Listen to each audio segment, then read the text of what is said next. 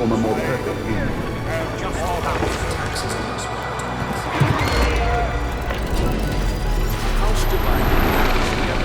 Where the Indian Ocean is concerned.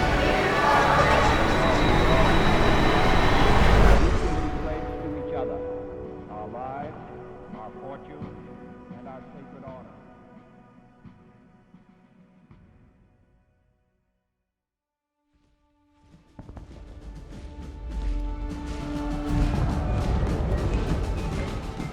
The American colony stood at the brink of revolution. On land, our founding fathers had already established a Continental Army and entrusted its command to General George Washington. But they soon came to a sobering realization. Their war for independence could not be won by land alone. Several delegates of the Continental Congress understood that control of the seas was critical to breaking free from the grip of British tyranny. But not all delegates agreed. On October 3, 1775, when the Rhode Island delegation proposed the creation of a naval force supported by all 13 colonies, Maryland delegate Samuel Chase called it the maddest idea in the world. The objections were rooted in pragmatism, cost, lack of capacity, and fear of the far superior British Royal Navy, proven by their 200-year victory spree over the waves. The assured retribution from the tyrant King George fueled congressional trepidation. With Washington's support, the Continental Congress chose resolve over fear. On October 13, 1775, it was authorized the outfitting of 2 armed vessels to intercept British supply ships for much-needed gunpowder, weapons, and other critical materials. From that authorization, the United States Navy was born. Not from vast resources or naval supremacy, but from the bold determination of a young nation fighting for freedom. They knew that the new republic could not defend its shores by the strength of an army alone. On November 5th, Essex Hopkins was selected as Commander-in-Chief and the first commissioned officer in the United States Navy. On November 25th, Congress authorized Continental Navy vessels to attack any British warship or transport. On November 28th, the Second Continental Congress released Rules and Regulations for the Navy of the United Colonies, drafted by John Adams. On December 3rd, the colonies converted a purchased merchant ship to a 24-gun frigate.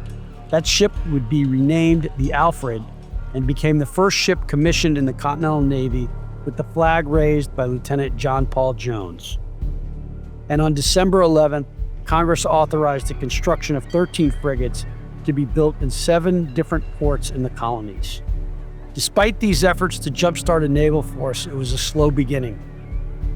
One cannot build a navy overnight. With little to no existing infrastructure or experience in building warships, there are extensive delays and massive cost overruns. To get as many ships in the water in the fastest time possible, the colonies turned to the practice of privateering. Privateering refers to a force of privately owned and operated ships armed and commissioned by government to attack enemy merchant shipping during wartime. Whatever spoils captured, ships, cargo, weapons, food, would be sold back to the government with a certain percentage of the revenue going back to the privateers. It would prove very lucrative to the privateers, and it would prove very helpful to the colonies. By the end of the war, privateers commandeered about 600 British merchant ships, with much of the spoils directed to the war effort. By 1776, our Navy was proving consequential. On March 3rd, a 6-ship American naval force, along with 200 Marines from the recently established Continental Marine Corps, raided New Providence and the Bahamas. Famously known as the Raid on Nassau, it was our Navy Marine Corps team's first successful amphibious assault, capturing Fort Montague and much-needed military supplies, 85 cannons, 15 mortars, and 10,000 rounds of ammunition. On April 7th, the converted 16-gun brigantine Lexington, under Captain John Barry, the first captain placed in command of an American warship, commissioned for service under the Continental flag, defeated the HMS Edward, the first British warship captured by the Continental Navy. On October 11th, an American naval force under General Benedict Arnold engaged a much superior force in the Battle of Valcour Island on Lake Champlain in what is generally regarded as one of the first naval battles of the American Revolutionary War, and one of the first fought by the Continental Navy. Though an overall defeat, the American defense of Lake Champlain stalled British plans to reach the upper Hudson River Valley and delayed the British invasion of New York by a year. More importantly, it allowed the Continental Army time to gather the forces necessary to defeat the British at the Battle of Saratoga in October of 1777, in what is considered the turning point of the American Revolutionary War. While the loss had tremendous impact on the British, it was altogether more important for the colonies.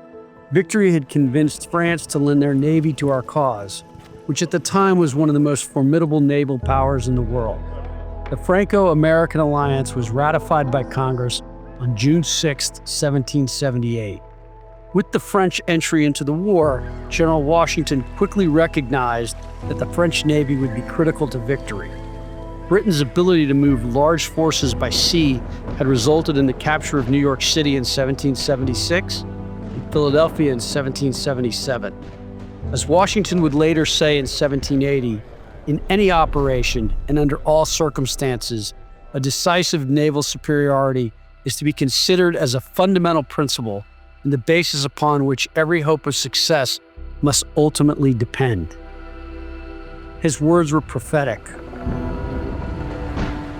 On September 5, 1781, 24 French ships under the command of Comte de Grasse faced off against 19 British ships under the command of Sir Thomas Graves near the mouth of the Chesapeake River in what is known as the Battle of the Virginia Capes. French naval forces defeated the British fleet in an hours-long naval battle, leaving the French in control of the Chesapeake and trapping 8,500 troops under British General Cornwallis at Yorktown.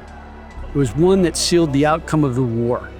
Because of the effective French blockade, General Cornwallis was unable to be resupplied or extracted by sea by the British Navy.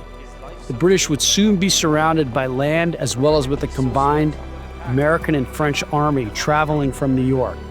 It was a coordinated land-navy action that Washington had been trying to execute since 1778. It was one that convinced Cornwallis to surrender at Yorktown and convinced much of the British population and Parliament that the war could not be won. On September 3, 1783, the British signed the Treaty of Paris and officially surrendered, formally recognizing the United States as a free, sovereign, and independent nation. But independence came with a price. The war left our young republic deeply in debt, and in the aftermath of the war, what remained of the Continental Navy was sold off. The last ship sold was the frigate Alliance in the summer of 1785. There was also a growing sentiment that whatever the money the colonies did have should not be spent on sustaining a navy. That sentiment did not last. They would quickly learn that the only thing more expensive than having a navy is not having one. With their newfound independence came new challenges. American merchants no longer sailed under the protection of British warships, and our commerce quickly became vulnerable on the world's seas. Nowhere was this threat more evident than the Mediterranean, where the Barbary pirates of North Africa preyed on American shipping, seizing cargo and enslaving hundreds of our sailors. Without an American Navy, we were defenseless. Action needed to be taken. After years of paying costly tribute, President Washington and Congress passed the Naval Act of 1794, authorizing the construction of the Navy's 6 frigates: the USS United States, USS Constellation, USS Constitution, USS Chesapeake, USS Congress, and USS President. This act marked the rebirth of the United States Navy, and these ships would play a significant role in securing victory in the quasi-war with France. The First Barbary War, the War of 1812, and the Second Barbary War.